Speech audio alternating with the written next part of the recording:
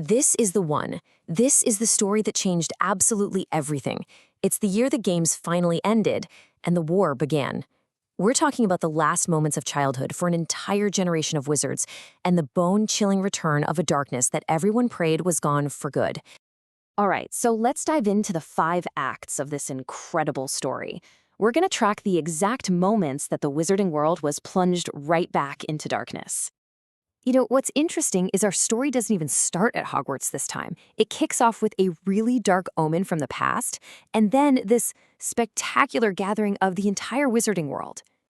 Yeah, we open at the old derelict Riddle House, and right away, a chilling dream foretells the return of Lord Voldemort.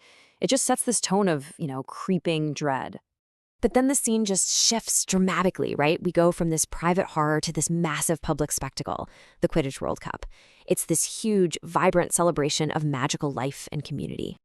And just like that, this celebration is shattered by pure terror.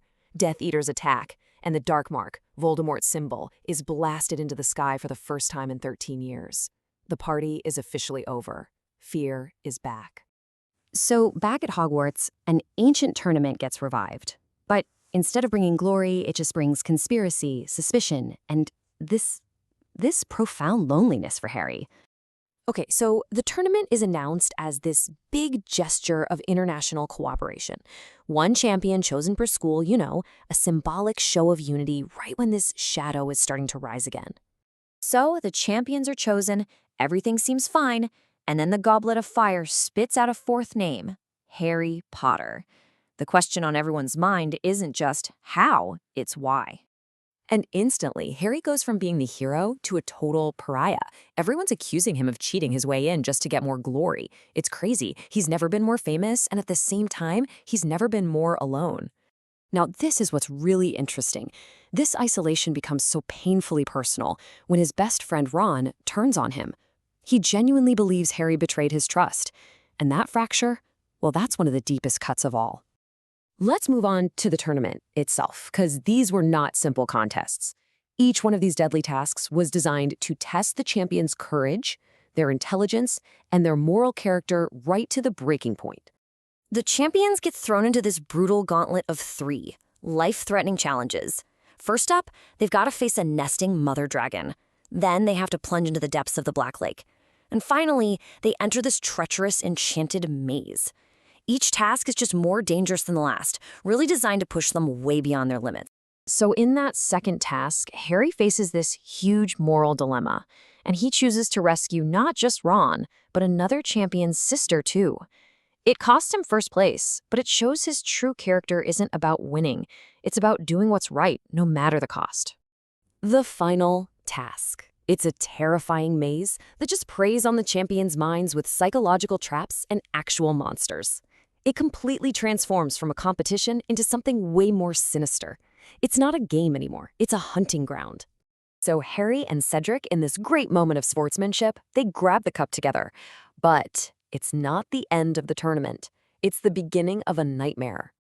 The Triwizard Cup was a portkey. It zapped them far away from the cheering crowds at Hogwarts to this dark, forgotten graveyard. The trap has been sprung.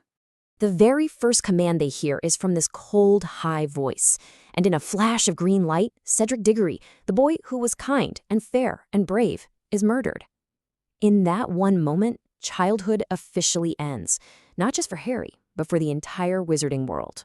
Harry is tied up and forced to watch this gruesome ancient ritual, a kind of dark magic that uses his own blood to resurrect Lord Voldemort to a full physical body. He's back. The Dark Lord has returned, and he's more powerful than ever.